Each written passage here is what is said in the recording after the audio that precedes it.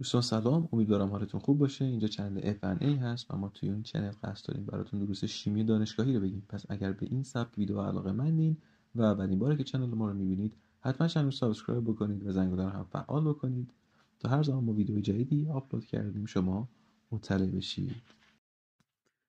این جلسه سوم از درس شیمی عالی هست با موضوع هیبریداسیون و تئوری پیوند ظرفیت.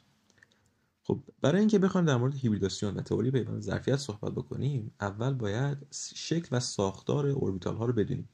خب میدونیم اوربیتال طبق اون چیزی که توی شیمی عمومی خوندید به فضایی گفته میشه که الکترون ها در اطراف هسته 95% زمان اونجا دیده میشن. اولین اوربیتال S هستش. اوربیتال S کروی شکل هست و هسته در مرکز این اوربیتال قرار داره و هرچی از سمت اوربیتال 1s به سمت اوربیتال 2s و 3s و بیشتر پیش میریم، اندازه اوربیتال ما بزرگتر میشه. اوربیتال بعدی اوربیتال p هست. اوربیتال p دمبلی شکل هست، دارای یک گره هست. اینا رو توی شیمی عمومی خوندید، اینجا داریم فقط مرور میکنیم. دمبلی شکل هست و دارای یک گره. اوربیتال p همینطور که توی این تصویر مشاهده میکنید به این اوربیتال سمت چپ، به این شکل سمت چپ، چون اوربیتال در راستای محور x هست میگن 2px. به این اوربیتال به این شکل وسط، اوربیتال وسطی، چون در راستای محور y هست میگن 2py و شکل سمت راست هم چون در راستای محور z هست بهش میگن 2pz. خب ما میدونیم که اوربیتالامون میتونن مثل توابع موج مثبت و منفی باشن. این مثبت و منفی که توی این شکل هم هست با علامت مثبت و منفی نشونش دادیم، بار نیستش، صرفا علامت ریاضیه ها رو تو بعضی از تصویرها نمیاد مثبت و منفی بذارن، رنگش رو عوض میکنن، یا مثلا یکی رو تیره میکشن اون یکی دیگر رو، یعنی اون لوب دیگر رو روشن. خب گفتیم که توابع موج علامتشون تغییر میکنه. همینطور که تو این تصویر مشاهده میکنید به نقطه‌ای میگیم گره که تابع موج ما علامتش ابتدا به صفر برسه مقدارش، سپس علامتش تغییر بکنه. به این نقطه میگن گره که ما این گره رو توی اوربیتال های پی هم داریم. دقیقا همینه. تئوری پیوند ظرفیت. این تئوری بیان میکنه که اوربیتال ها با همدیگه همپوشانی میکنن، اوورلپ میکنن و پیوند کووالانسی تشکیل میدن. خب طبق این نظریه ما دو نوع همپوشانی داریم، یکی همپوشانی سیگما و دومی همپوشانی پای. خب اولین همپوشانی گفتیم همپوشانی سیگما هستش. طبق این همپوشانی که یه مثال اینجا براش داریم، مولکول هیدروژن، دو تا اتم هیدروژن که هر کدوم فقط یه دونه الکترون توی اوربیتال یک اس خودشون دارن با همدیگه همپوشانی میکنن و تشکیل پیوند سیگما میدن. نکته‌ای که در مورد همپوشانی سیگما مهم هست اینه که این همپوشانی در راستای فاصله بین دو هسته اتفاق میفته. همینطور که تو این تصویر مشاهده میکنید هسته ها در مرکز اوربیتال های اس ما قرار دارن و وقتی اوربیتال های اس با همدیگه همپوشانی میکنن، این همپوشانی در فاصله بین دو تا هسته اتفاق میفته، بهش میگن سیگما، با این حرف یونانی نشونش میدن. مثال بعدی HF هست. مولکول HF یه دونه اتم هیدروژن با یه دونه اتم فلور با همدیگه همپوشانی میکنن و دوباره پیوند سیگما تشکیل میشه. و اینکه برای پیوند سیگما ما میتونیم از هر اوربیتالی استفاده بکنیم، چه اوربیتال های S، چه اوربیتال های P و چه اوربیتال های هیبرید شده SP، SP2 و SP3 که بعدا در موردشون صحبت میکنیم. مثال بعدیمون مولکول F2 هست که دو تا اتم فلور که اوربیتال P اونها الکترون داره با همدیگه همپوشانی میکنن و همپوشانی اونها بین دو تا هسته هستش و پیوند سیگما تشکیل میشه. بازم تاکید میکنم همپوشانی سیگما در راستای بین دو هسته اتفاق میفته. همپوشانی پای. همپوشانی پای همینطور که تو این تصویر هم مشاهده میکنید به صورت پهلو به پهلو است، یعنی بین دو تا هسته اتفاق نمیفته. خب میگیم همپوشانی سیگما سر به سر هست ولی همپوشانی پای به صورت پهلو به پهلو اتفاق میفته. همینطور که دیدید توی مثال‌های قبلی مربوط به همپوشانی سیگما سر به سر بود، یعنی اوربیتال های ما از دو سر خودشون با همدیگه همپوشانی میکردن و پیوند سیگما تشکیل میشد. ولی توی همپوشانی پای اینطوری نیستش. همپوشانی پای به صورت پهلو به پهلو است و همپوشانیشون در بالا و پایین هسته اتفاق میفته، بین دو هسته نیستش. خب همپوشانی سر به سر و تشکیل پیوند سیگما در راستای بین دو تا هسته است، همینطوری گفتیم، ولی همپوشانی پای در بالا و پایین هسته اتفاق میفته. نکته مهم دیگه هم این که در پیوندهای دوگانه و سه‌گانه پیوند اول ما همیشه از نوع سیگما هستش، ولی پیوندهای دوم و سوم از نوع پای هستن. چرا نمیتونن سیگما باشن؟ چون که پیوند اول همپوشانی سیگما هستش دیگه. همپوشانی سیگما بین دو تا هسته اتفاق میفته و دیگه بین دو تا هسته پر میشه و نمیشه همپوشانی دیگه ای توی اون فضا اتفاق بیفته. به خاطر همون اوربیتال های پی به صورت پهلو به پهلو با هم دیگه همپوشانی میکنن که بهش میگیم همپوشانی پای در بالا و پایین هسته و پیوندهای دوگانه و سه‌گانه رو برای ما تشکیل میدن. اوربیتال های هیبریدی. خب اوربیتال های هیبریدی بیشتر از این چیزی هستن که ما توی این جلسه بحث میکنیم، ولی برای شیمی عالی ما فقط اوربیتال های sp، sp2 و sp3 رو نیاز داریم. پس همون رو بریم. خب اولین اوربیتال های هیبرید sp هستن. اوربیتال های هیبرید sp از اختلاط یا از هیبرید شدن دو تا اوربیتال تشکیل میشن، یک اوربیتال s و یک اوربیتال p. همینطور که توی این تصویر هم مشاهده میکنید، یه دونه اوربیتال s و یه دونه اوربیتال p با هم دیگه مخلوط شدن و اوربیتال هیبرید sp رو تشکیل دادن. توی اوربیتال های sp چگالی بار توی این اوربیتال هامون توی یک سمت اتممون بیشتره. همینطور که میبینید سمت مثبت ما بزرگتر از سمت منفی هستش. اونم به خاطر اینکه خب یه دونه اوربیتال s داشتیم با علامت مثبت که اومده با یه دونه اوربیتال p مخلوط شده و این سمت مثبت رو تقویت کرده. نکته که در مورد اوربیتال های هیبریدی مهمه اینه که اوربیتال های هیبرید ما تعدادشون به تعداد اوربیتال های بستگی داره که با هم مخلوط میشن. یعنی ما اینجا الان دو تا اوربیتال داریم که با هم مخلوط شدن، یه اوربیتال s و یه اوربیتال p. دو تا اوربیتال با هم مخلوط میشن و به همون مقدار اوربیتال هیبرید ما میدن. دو تا اوربیتال هیبرید sp به ما میدن. اوربیتال های هیبرید بعدی اوربیتال های sp2 هستن. اوربیتال های sp2 حاصل ترکیب شدن سه تا اوربیتالن، یه اوربیتال s و دو تا هم اوربیتال p. این هم شکل اوربیتال های sp2 هستش. همینطور که گفتیم سه تا اوربیتال با هم دیگه هیبرید میشن، با هم دیگه مخلوط میشن و سه تا اوربیتال هیبریدی به ما میدن sp2.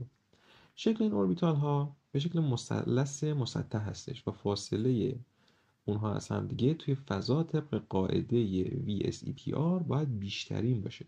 به خاطر همین زاویه بینشون 120 درجه هستش. این هم شکل دیگه ای از اوربیتال های sp2 هست که به شکل مثلث قرار گرفتن این اوربیتال های بنفشنگی. این اوربیتالی که به رنگ آبی و سبز قرار گرفته اوربیتال پی زد هیبرید نشده است. به خاطر همون شکل پی خودش رو حفظ کرده. همینطور که میبینید ما گفتیم که اوربیتال های پی رو که دارای گره هستن با علامت مثبت و منفی نشون میدن، یا بعضی جاها یه لوب رو میان تیره میکنن و یه لوب با رنگ روشن‌تر. بعضی جاها مثل این تصویر یه لوب رو آبی میکنن و یه لوب رو سبز. این فقط میخوان نشون بدن که این دو لوب علامتاشون با هم دیگه فرق میکنه، بار نیست و علامتشون با هم دیگه فرق میکنه. اوربیتال هیبرید بعدی اوربیتال sp3 هست که حاصل هیبرید شدن 4 تا اوربیتاله، یه اوربیتال s و 3 تا اوربیتال p با هم دیگه ترکیب میشن، هیبرید میشن و 4 تا اوربیتال sp3 رو به ما میدن. اوربیتال های sp3 شکلشون به شکل 4 وجهی هست، بهش میگن تتراهدرال، و اینکه زاویه اونها، زاویه بینشون 109.5 درجه هستش. یعنی طبق قاعده VSEPR باید این اوربیتال ها بیشترین فاصله رو از هم دیگه توی فضا داشته باشن، به خاطر همین زاویه بینش میشه 109.5 درجه.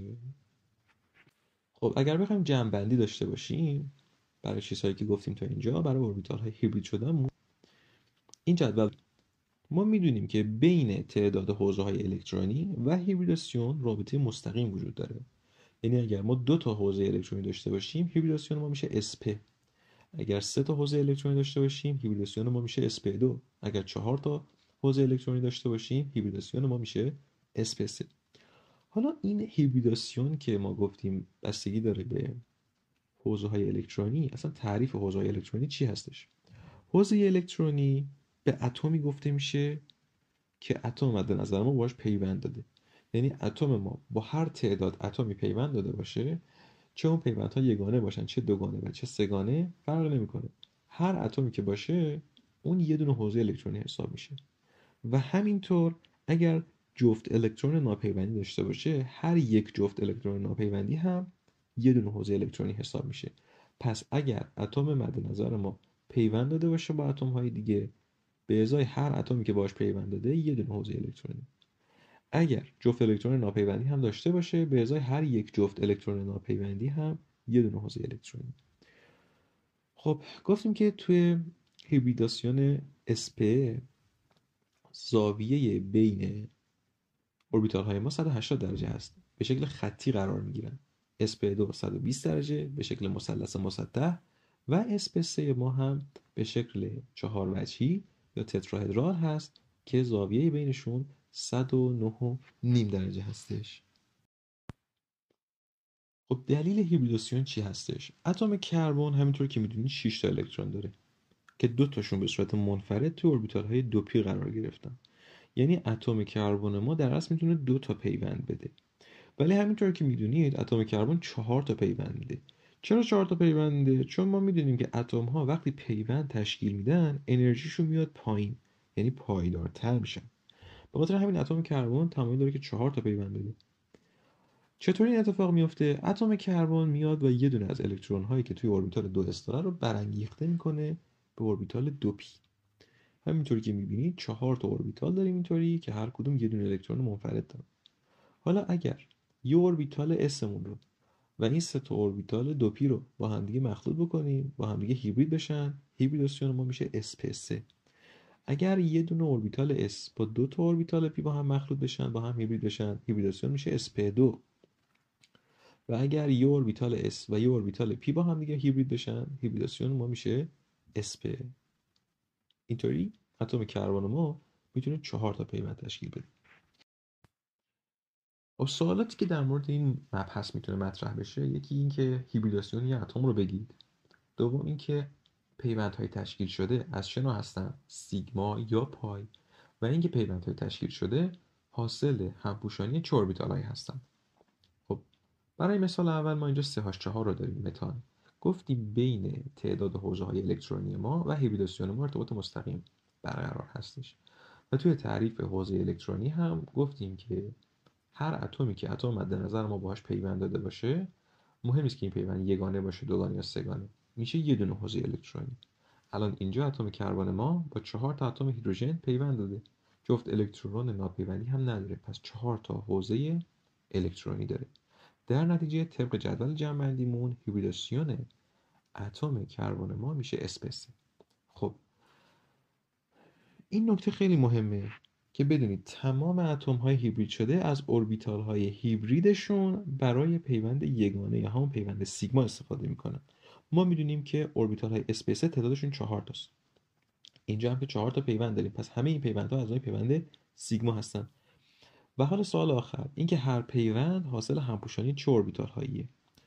خب میدونیم که کربن ما اوربیتال sp3 داره، هیدروژن هم اوربیتال 1s داره. پس هر پیوند حاصل همپوشانی سر به سر سیگما اوربیتال های 1s هیدروژن با اوربیتال های sp3 کربن هستش. مثال بعدی آمونیاک هست NH3. برای اتم نیتروژن اینجا میخوایم هیبریداسیونش رو تعیین بکنیم.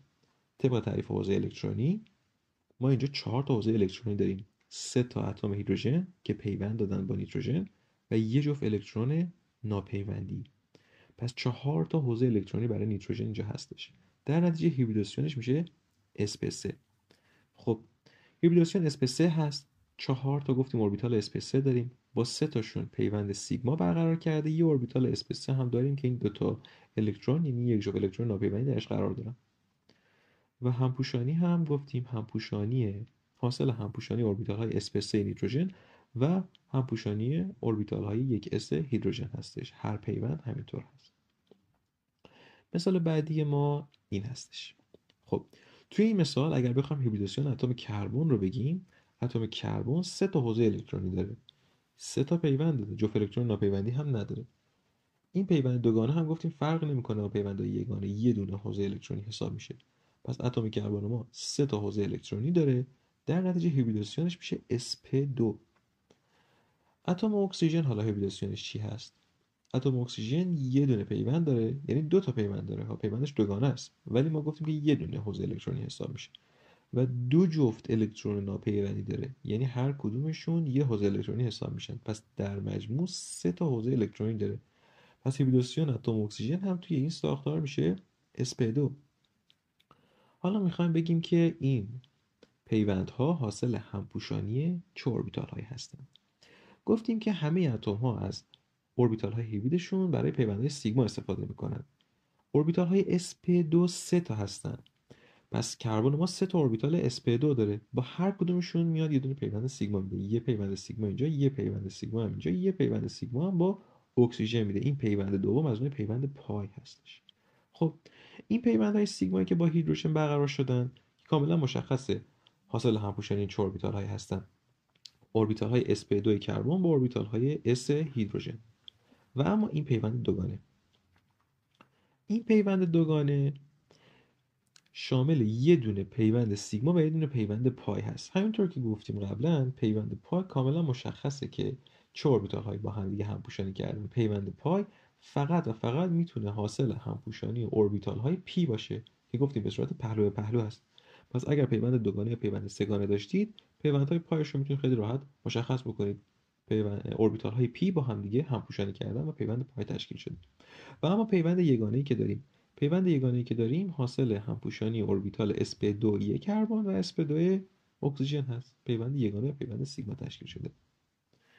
و مثال آخر، توی این مثال کربن سمت چپ 4 تا پیوند داده، پس 4 تا حوزه الکترونی داره. در نتیجه هیبریدوسیونش میشه sp3. کربن سمت راست 2 تا پیوند داره، یعنی در اصل این پیوند سه‌گانه است، 3 تا پیوند داره، ولی ما میگیم با 2 تا اتم پیوند برقرار کرده، پس 2 تا حوزه الکترونی داره و هیبریدوسیونش میشه sp.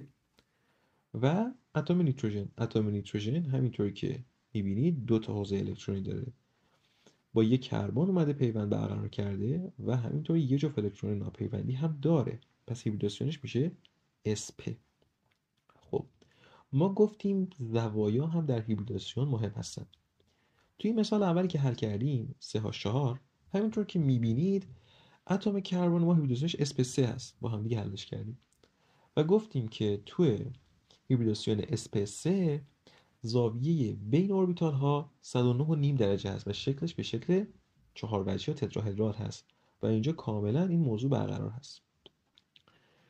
ولی توی این مثال هیبریدوسیون نیتروژن ما sp3 هست، یعنی شکل 4 وجهی هست، ولی زاویه بین اوربیتال ها دقیقاً 109.5 درجه نیستش.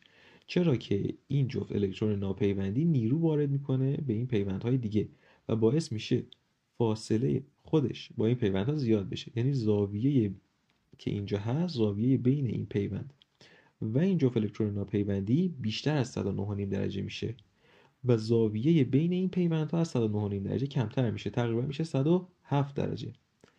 توی این مثال هم همین موضوع برقرار هستش. این پیوند دوگانه نیرو وارد میکنه به این پیوندهای یگانه. ما گفتیم که اوربیتال sp2 اگر داشته باشیم، هیبریدوسیونمون sp2 باشه، شکل ما میشه مثلث مسطح. اینجا هم مثلث مسطح هستش، ولی دیگه زاویه بین پیوندهای ما 120 درجه نیست. این زاویه بیشتر از 120 درجه و این زاویه کمتر از 120 درجه هستش. ولی اینجا دیگه برقراره همون چیزی که گفتیم، این زوایا 109.5 درجه هستن و این زاویه هم 180 درجه است که به صورت خطی می‌بینید قسمت قرار گرفته. خب شما نیازی نیستش که زوایای دقیق رو بدونید، فقط کافیه که بدونید این زوایا چرا کمتر و یا چرا بیشتر از اون زاویه‌ای هستش که ما قبلا گفتیم. خب دوستان، خیلی ممنونم از اینکه ویدیو رو تا انتها تماشا کردید. اگر ویدیو براتون مفید بوده، خوشحال میشیم ویدیو رو لایک بکنید و نظراتتون رو برامون کامنت بکنید. خیلی برای مفید خواهد بود. موفق باشید.